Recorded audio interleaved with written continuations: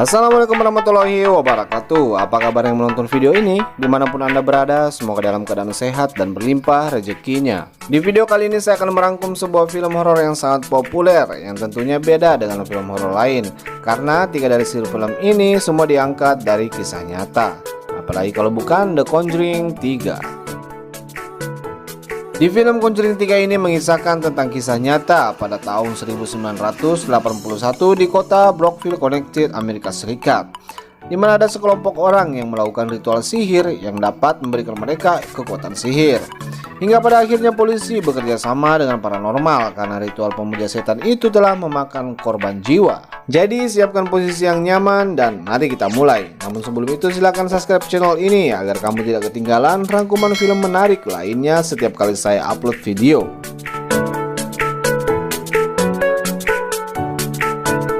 Kisah dimulai dari pasangan suami istri bernama Ed dan Lauren yang diminta datang untuk menangani seorang anak berusia 8 tahun yang sedang mengalami gangguan mistis yang bernama David.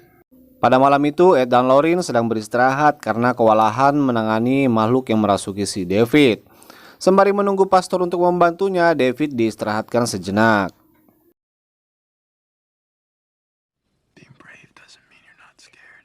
Tak lama kemudian pastor itu datang dan di saat itu pun David kembali diganggu makhluk itu sampai kesurupan dan menikam kaki ayahnya.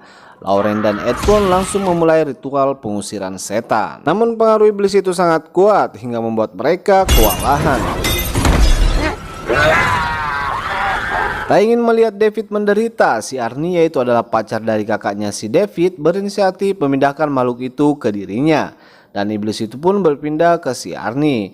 Dan makhluk itu pun bersemayam di badan Arnie.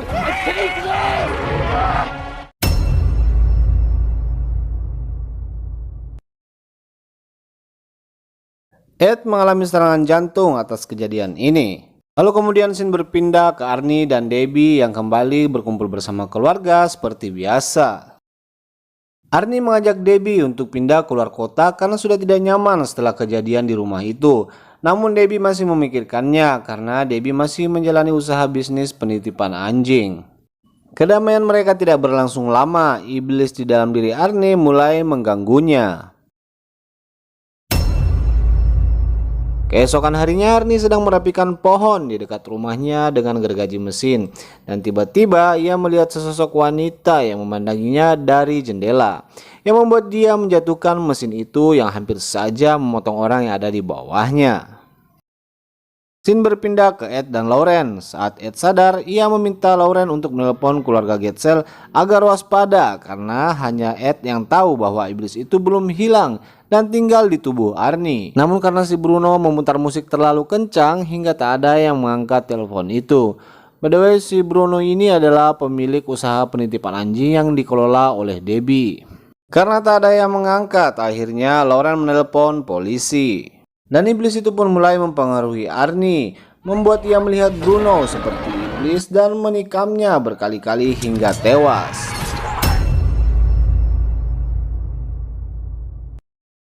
Setelah polisi sampai di sana, ia melihat Arnie yang sudah berlumuran darah. Arnie pun dibawa ke kantor polisi dan kasus ini mulai ditangani.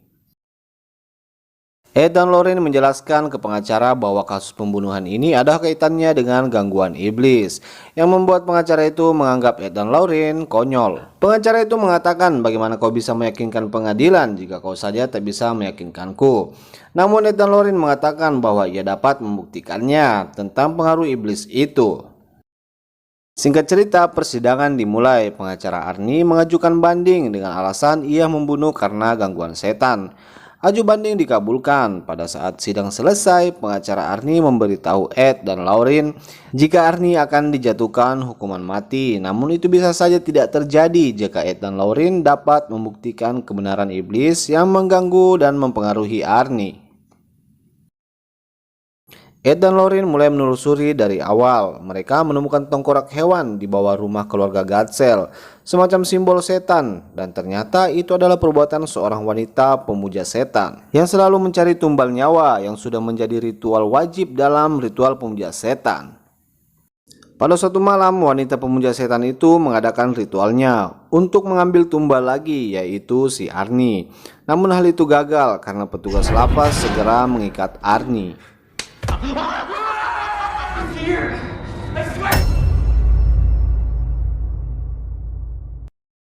Keesokan harinya, Ed dan Lauren mendapat kabar dari kepolisian bahwa ada sebuah pembunuhan terhadap 2 orang gadis.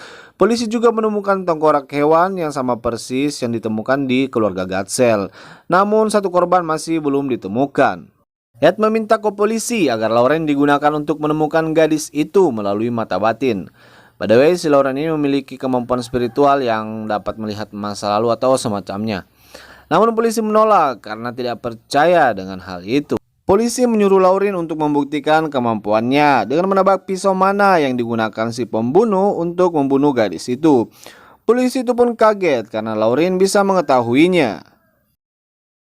Lauren pun dibawa ke TKP untuk menemukan mayat satunya lagi. Dan saat sampai di TKP, ia pun memulai ritualnya dan terungkaplah semuanya.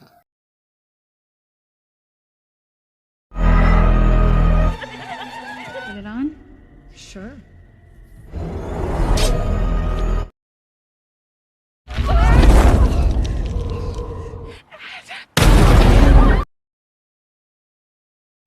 She's down there.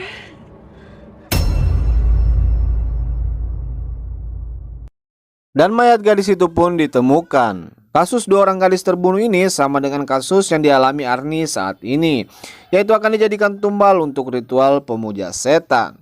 Pada saat Ed dan Lauren beristirahat di hotel, tiba-tiba ia mendapat telepon dari Debbie bahwa Arnie sedang mengalami gangguan lagi di penjara. Debbie takut jika Arnie melakukan hal-hal yang nekat lagi. Ed menyuruh Debbie untuk menghubungi pendeta penjara dan Arnie diberikan semacam air mantra. Di saat yang bersamaan, Lauren mengatakan kepada Ed bahwa saat ia memegang tangan David, si anak yang kesurupan itu, ia melihat pelakunya, namun itu hanya berlangsung sebentar. Lauren mengatakan jika ia dapat menyentuh tangan mayat yang di danau itu, maka koneksi itu kembali dapat dibuka dan mengetahui siapa dalangnya. Mereka pun langsung menuju rumah sakit di kamar mayat untuk mencari sebuah petunjuk. Saat Lauren terhubung dengan pelaku sihir itu, Lauren berhasil menggagalkan dukun itu dalam ritual pengambilan tumbalnya.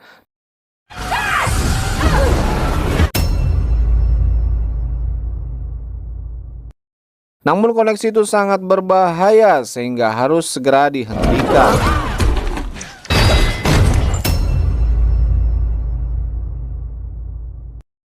Si dukun itu juga sempat mempengaruhi Ed dan membuatnya nyaris membunuh Lauren. Keadaan semakin gawat. Scene berpindah di penjara di mana Arnie mulai mengalami gangguan lagi. Saat yang bersamaan dengan kemampuan paranormalnya, Lauren menuju ritual wanita itu dan menantangnya. Namun Lauren kewalahan menghadapi wanita penyihir itu. Di saat Ed datang untuk menolong Lauren, tiba-tiba dukun itu menyemburkan semacam serbuk yang membuatnya berbalik melawan Lauren. Terlihat Arnie sudah kesurupan dan tak terkendali. Pastor yang menanganinya kelihatan mulai ketakutan. Di scene lain terlihat Ed yang dibawa pengaruh sihir terus mengejar Lauren. Kejadian ini membuat semua petugas penjara heboh. Saat dukun itu ingin membunuh Arnie dengan sihirnya, di saat itu juga Lauren berhasil menyadarkan Ed. Seketika Ed langsung menghancurkan meja perdukunan itu. Dan di saat itu juga Arnie tersadar dan lepas dari incaran iblis. Dukun itu tidak bisa memberikan tumbal ke iblis dan pada akhirnya si dukunlah yang menjadi tumbalnya.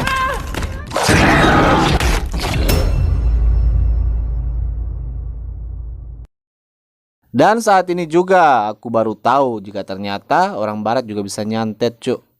Atas kejadian ini polisi pun percaya dengan kasus Arnie yang membunuh karena diganggu oleh iblis atau semacam dipengaruhi.